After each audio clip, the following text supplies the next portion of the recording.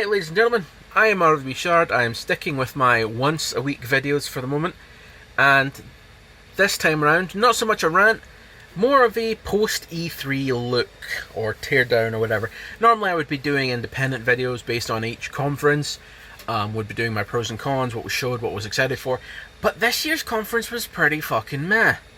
So, that being said, I'm going to fit everything into one video. I don't see much point in dragging it out. This year, 2019, seems to be the year of bullshit. The year of the pre-rendered cutscene. The year of no gameplay. Because that's pretty much what the conference brought. You had EA, who spent 3 hours of their own show showing 5 games. And they were all pretty much bullshit anyway. Like, we knew the next FIFA was coming and it was going to be a microtransaction shitstorm. They had like 2 minutes of Anthem.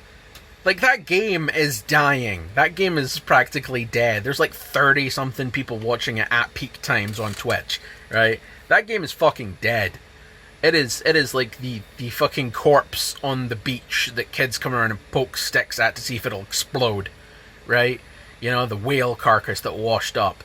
Because that's pretty much what this is. I mean, it's fucking shameful. But anyway, so they showed nothing. The only thing EA had was Star Wars Jedi Fallen Order, which I'm not sold on. Like, I'm a sci-fi geek, massive sci-fi geek. I mean, how many people go about and, you know, make their own Halo UNSC ships? I do. I also make, you know, all these sort of things. But yeah, they don't fucking have much. It's fucking bullshit. It really is. And it's normally, like I said, I would be doing the pros and cons of all the shows, but there was nothing but cons. There was very few pros this year of any of the shows.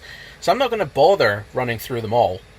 But again, I'll tell you the ones I watched and what I thought. So, EA, 3 hours of nonsense. We've covered that. Microsoft. Now, in Microsoft's defense, last year, 2018, they had fucking nothing. It was embarrassing when they showed up. It felt like someone had, you know, doodled on a fucking napkin at the local coffee shop and said, "Here, this is what we've got. Go out on stage." So, when they showed up and they said 60 plus games, and then fucking showed them, I was like, okay, cool.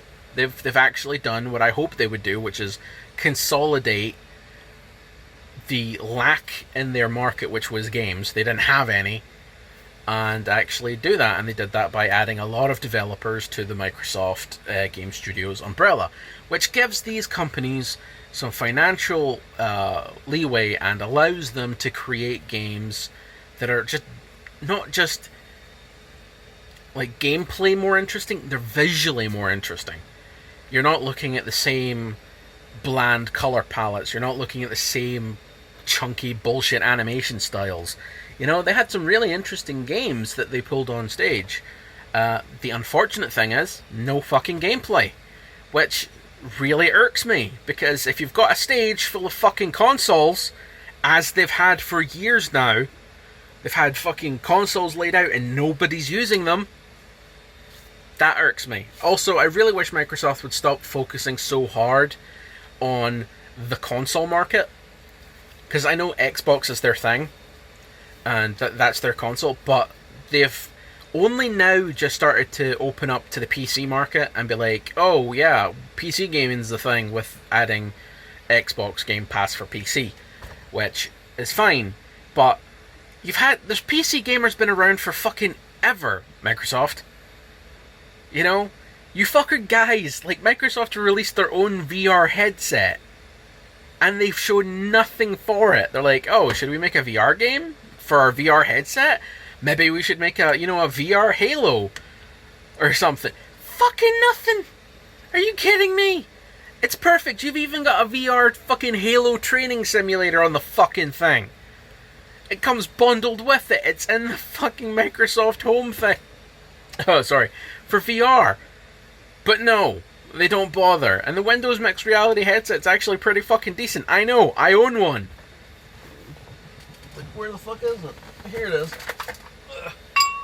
This thing. It's actually pretty good. I'm not saying it's the best VR there is. I'm sure that the new Rift would, the Rift S is pretty decent, but that for like $300, not bad. Anyway, I'm disappointed that they're kind of skipping over the PC market, considering it's so big, and if they'd actually developed some fucking titles for PC and then filter them down into the consoles, they would still have that market and they'd still have people playing them. But again, Sony didn't show up this year at all, and that's, to be honest, that's a good thing, because if you don't have anything to show, don't come. There's no point, you're wasting money, time, and resources. And Sony's in a really good place right now, because they've won this generation. Their games were just better, and kudos to them. But personally, I don't have a PlayStation 4 or PlayStation 3. Like, I've still got my old PS2, that's all I really play. Sony wise, and my phone's a Sony, what I'm using right now. But they've got nothing to show this year, so they didn't bother. Ubisoft, that was just a fucking cringy train wreck.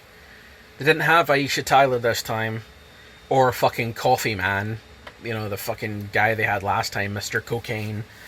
But it was just cringy. It was just really cringy, and I'm sick of seeing fucking Just Dance being trotted out as if it's something new and something special. It's Just Dance. Fuck off. The thing that really irked me though about Ubisoft is the fact that they didn't even show gameplay for like games that they have already out. Like, they're talking about expansions to the Division 2 and they didn't even show any footage of Division 2. It's out! Why no gameplay? Why just trailers? What the fuck? And then they showed their fucking Breath of the Wild ripoff at the end of it, which was like, hey look, do you like Breath of the Wild on Switch? Guess what? You can do it with Greek mythology now. Yay. Whatever, may be good, but I'm not really all that fucking fussed on it. It's a pre-rendered fucking trailer.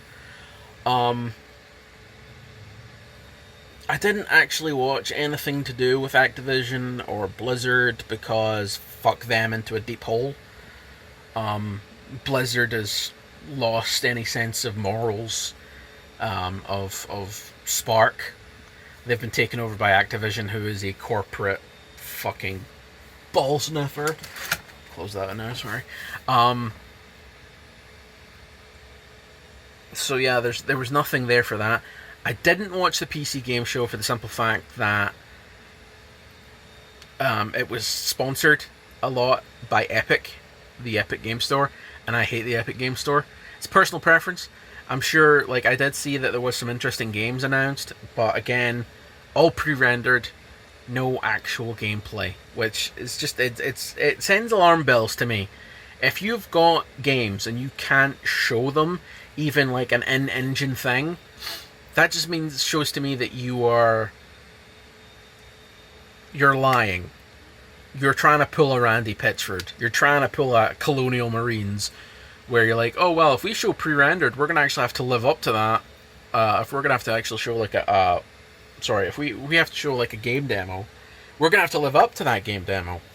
And EA is currently getting fucked in the ass with Anthem because that game is dead. Because they showed an in-engine test and it was nothing like the final product. So it seems like a lot of these people are now just putting out cutscenes because they can then say, well, you know, a cutscene isn't representative of the in-game experience, which just sends alarm bells to me. I'm like, nah, don't trust it. Till the game's out, until it's released, until people review it, I don't give a shit. Nintendo, I didn't really watch. All I got from that was Banjo-Kazooie's coming to Smash, and I do own a Switch. So it's not like I'm not interested in the stuff that they had, but everything they showed is pretty much 2020. So it's like nothing's coming out this year for the Switch that's worth playing. So you've pretty much just got the list of games that are already out for it. And they had like Breath of the Wild 2, but again that's next year. That's 2020. So yeah, looking back on it, E3 this year was pretty meh. There was not a lot to show. The only real takeaways I got from it was the fact that Microsoft is now expanding. They're giving PC players some more attention, which is nice. With the Xbox Game Pass for PC, which I have actually tried out and I'm actually enjoying. Because you can get access to a lot of games for little money. And you don't have to deal with companies like EA's fucking Origin, because that thing sucks. Or Epic Store, which also sucks. So, and of course, you know, the whole Cyberpunk thing with Keanu. Like Keanu, but I don't know why everybody was really losing their shit over it. I mean, the guy is a nice dude and everything.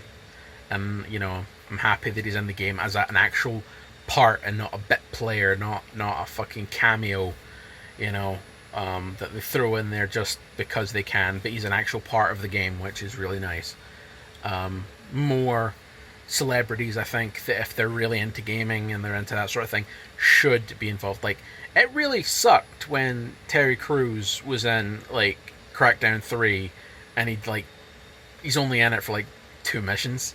You know, it sucks. I mean, the guy was the face of your advertising campaign. You'd think he'd be more integral to the game than that, but no, he's just... So, anyway, if you missed E3, you did not miss much.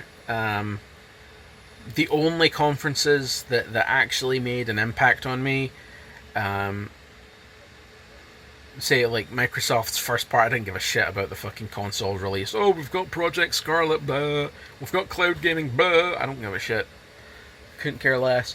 Because cloud gaming is always down to your internet provider more than the service that is being offered, so it doesn't matter. But Devolver Digital, I fucking love those guys. Again, their shows have always been, like, A+. They've always been out there. They've always been, let's face it, weird as fuck, and I love it. They don't take themselves seriously. They always take a jab at the industry for the bullshit it's pulling, which shows that they have, they can see it. It's no excuse. You can't just say, oh, well, you know, if you're too close to something, you can't see it. When Devolver's doing this, they're like, yeah, we know what's going on. We see it. It's bullshit. Let's fucking laugh at it. And let's make some games that are actually fun. So, yeah. That's it, guys. As I said, I will be trying to do a video every week. It may just be like a vloggy thing like this, or a rant or something. I'm trying to get back into having an actual presence online. It's difficult. And I know that's weird to say. Like, a lot of people are like, oh, you just turn on your phone and talk. That's all you do. How's it hard? It's just weird for me. I used to make videos so often on YouTube. I used to spend hours editing and capturing footage and writing scripts and stuff like that. It's kind of hard to go back, you know. When your life throws you nothing but curveballs, it's kind of hard to pick yourself back up and throw yourself in with the same level of determination and gusto that you once had. I don't mean to depress you guys and sound pathetic, but thank you, phone. I appreciate you warning me about my battery in the middle of a fucking recording, butthole. But no, guys, just do what you can. Life will get you down occasionally, and don't take that too hard. Understand that eventually something will change. You just gotta keep going. So, I appreciate you guys sticking by me. I appreciate you guys checking out the video. I understand that this isn't really a great outro. It's nothing I ever do is scripted on these videos. It's just me trying to reach out and trying to let you guys know that I'm still here and I'm still trying. So I appreciate you sticking by me and watching the video, and I will catch you guys all next time. Peace out. Yeah.